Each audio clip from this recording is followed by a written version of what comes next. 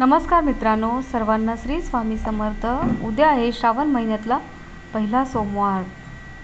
तर बघा मित्रांनो, सगळ्यांना श्रावण सोमवारचे उपवास असतात। श्रावण सोमवारी आपण फराळाला काय खावं किंवा काय खाऊ नये, आणि उद्या श्रावण सोमवारी उपवास कसा करावा आणि महिलांनी केस धुवावेत का नाही, या संदर्भातली माहिती मी तुमच्यासाठी घेऊन आलेली आहे। या व्रताचे नियम काय आहेत ही सगळी माहिती मी तुम्हाला या व्हिडिओमध्ये देणार आहे। व्हिडिओ अगदी शेवटपर्यंत नक्की बघा। श्रावण महिन्यातला पहिला श्रावण सोमवार किंवा श्रावणी सोमवार। सोमवारी डोक्यावरून आंघोळ करावी का, केस धुवावेत का, हा बऱ्याच महिलांचा प्रश्न असतो आणि याचं उत्तर तुम्हाला आजच्या व्हिडिओमध्ये मिळेल। तर व्हिडिओ अगदी शेवटपर्यंत नक्की पहा।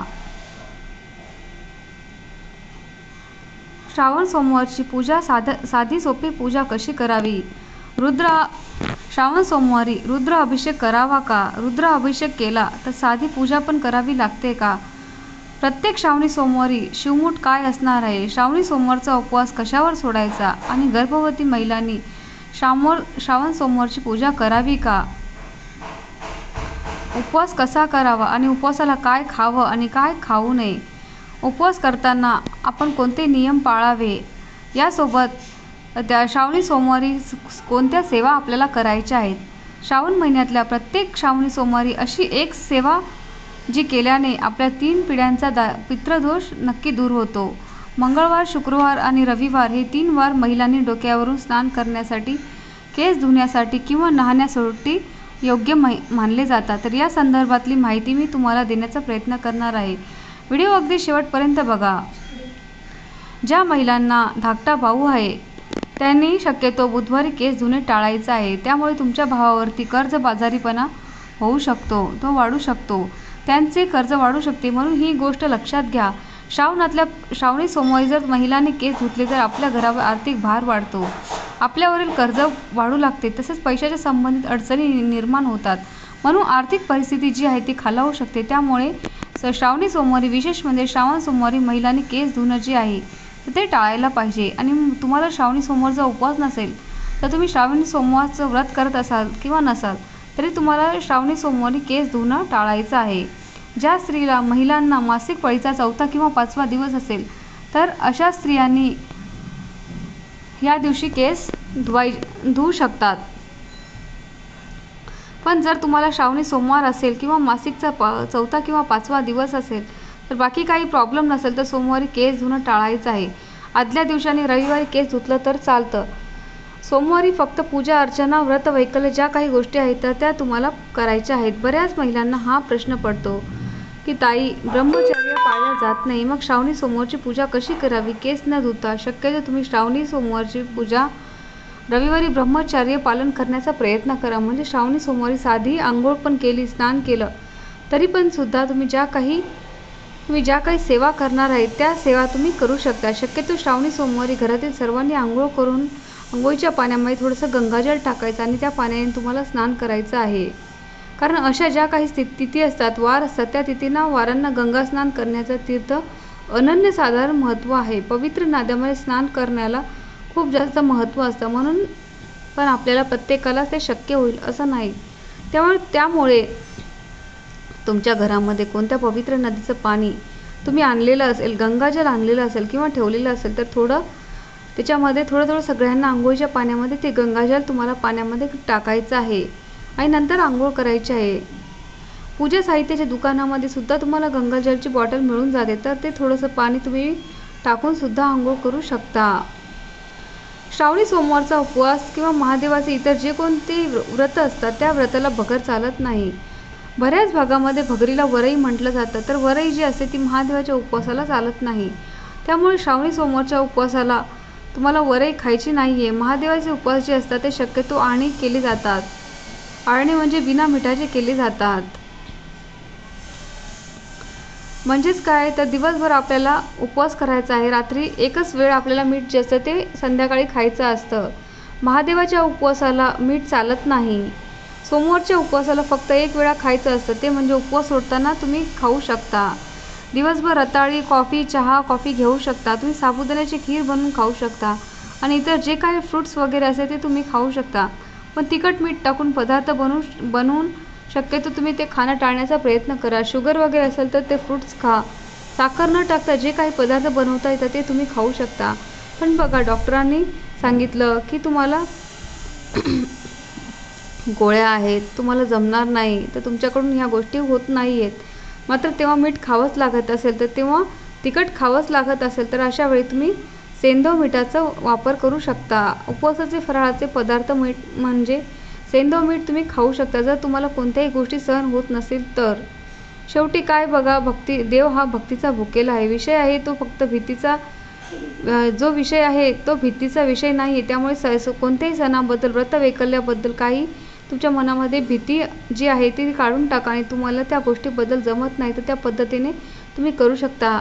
या पद्धतीने भगवंताची सेवा, उपवास, व्रतवैकल्य करा आणि शेवटी आपला खरा भाव महत्त्वाचा आहे.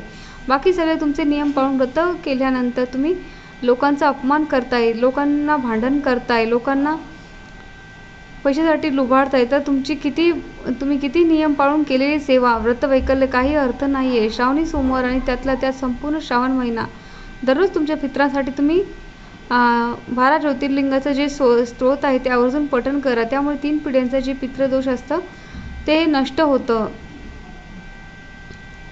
पितृदोषामुळे तुमच्या घरात विवाह होत नसेल, पैशामुळे त्याच्यामुळे घरात बरकत होत नाही आहे, व्यवसायामुळे व्यवसाय पुढे जात नाही आहे, नोकरीमध्ये प्रगती होत नाही आणि संतान प्राप्तीसाठी मुलींना प्रॉब्लेम येत आहे, नवरा बायकोचे किंवा सुनेचे आणि मुलाचे भांडण होत आहे, तर मुलं वाईट वळणावर जात आहे. अशा काही गोष्टी जर तुमच्या आयुष्यामध्ये जर घडत असतील तर तुम्ही 12 ज्योतिर्लिंगाचा स्त्रोत म्हणणं खूप महत्त्वाचं आहे. तुम्हाला यूट्यूबवरती नाही तर गुगलवरती तुम्हाला मिळून जाईल. 12 महिने रोजच्या रोज नित्यसेवेमध्ये सुद्धा तुम्हाला या स्तोत्राचं पठण करायचं आहे. नंतर तुम्हाला नक्की अनुभव येईल. महिलांना सासरच्या आणि माहेरच्या दोन्हीकडून पितृदोष लागतो. त्यामुळे महिलांनी जर ही सेवा नित्यसेवा म्हणून जर केली तर तिचे नक्की प्रॉब्लेम सॉल्व्ह होतील. याचबरोबर आपल्याला श्रावणी सोमवार शिवलीलामृत ग्रंथाचं पारायण देखील करायचं आहे. शिवलीलामृत ग्रंथाचं पारायण कसं करावं आणि आपल्या चॅनलवरती व्हिडिओ शेअर केलेला आहे, त्यामुळे तुम्ही तो बघू शकता. तुम्ही व्यवस्थित सगळी माहिती बघा, मी त्याच्यामध्ये दिलेली आहे. त्याच्यामध्ये अगदी व्यवस्थित सगळी माहिती दिलेली आहे. आता प्रत्येकाला शिवलीलामृत ग्रंथाचं पारायण करणं शक्य होत नाही. त्यामुळे या कारणाने जर तुम्हाला झालं नाही तर शिवलीलामृत ग्रंथातला 11वा अध्याय नक्की पठण करावा. श्रावणी सोमवारच्या दिवशी उपवास सोडण्यासाठी आपल्या भागामध्ये तर कांदा, लसूण न घातलेले पदार्थ असतात. सात्विक स्वयंपाक आणि आपलं जेवण जे असतो ते सात्विक असतो. त्यामध्ये एखादा गोड पदार्थ बनवला जातो. वरण, भात, पोळी, भाजी, एखादा गोड पदार्थ बनवला जातो.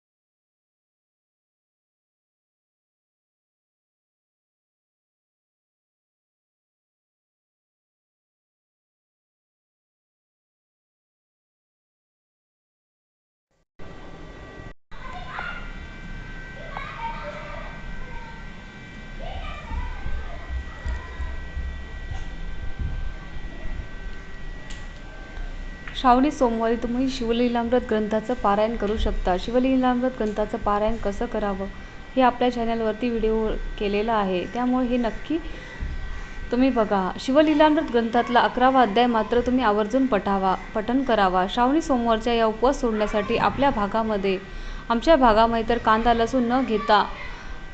लसूण न घालता जेवण बनवलं जातं, तर तुम्ही सुद्धा बनवू शकता.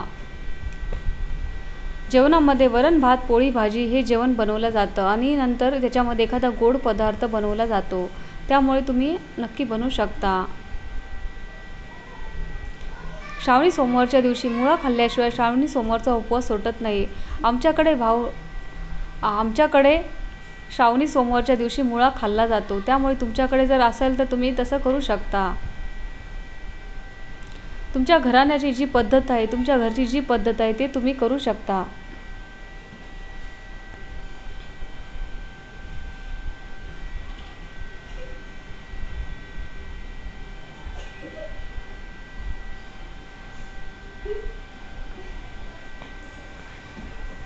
श्रावणातल्या सोमवारी मोबाईलवरती शिवलीलामृत ग्रंथाचा 11वा अध्याय किंवा शिवलीलामृत ग्रंथ, द्वादश ज्योतिर्लिंग हे जे काही सेवा आहेत त्या महादेवाच्या तुम्ही ऐकू शकता, श्रवण करू शकता.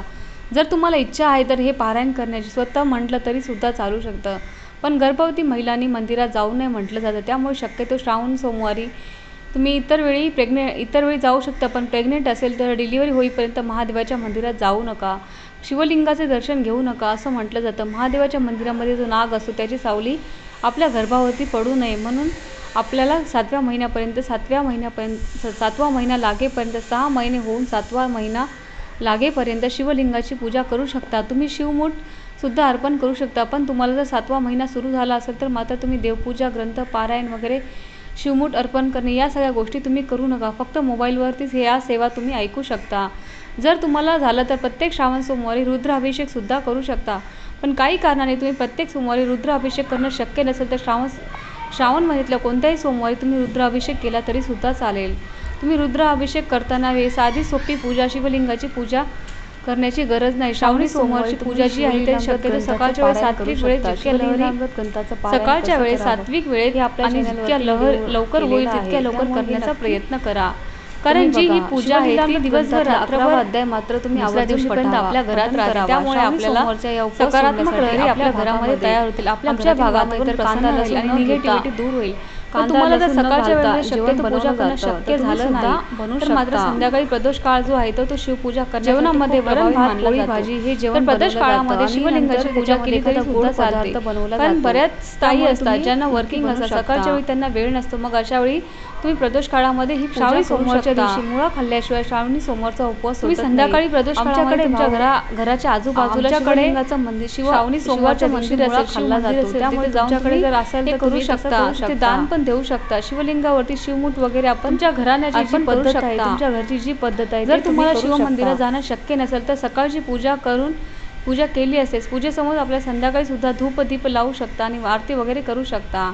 उपवास सोडण्यासाठी जो काही तुम्ही स्वयंपाक जेवण बनवलेलं असेल ते नैवेद्य तुम्ही दाखवू शकता आणि घरातील सर्वांना प्रसाद म्हणून तुम्ही देऊ शकता. श्रावणातल्या सोमवारी मोबाईलवरती शिवलीलामृत ग्रंथ, श्रावणी सोमवारचा उपवास सोडण्यासाठी जे काही आपण पदार्थ बनवणार त्यामध्ये आपण कांदा, जे काही सेवा आहे त्या महादेवाच्या तुम्ही ऐकू शकता, टाळण्याचा प्रयत्न करा. जर तुम्हाला इच्छा आहे तर हे पारायण बऱ्याच जणांचं म्हटलं तरी सुद्धा चालू. तर बघा, शक्यतो या महिलांनी मंदिरात जाऊ नये म्हटलं जातं. त्यामुळे शक्यतो श्रावण सुरुवातीला सांगितल्याप्रमाणे इतर वेळी तुमच्या घरामध्ये जाऊ शकता, पण ज्या भागामध्ये महादेवाच्या मंदिरात जाऊ नका. सोडण्याची पद्धत शिवलिंगाचे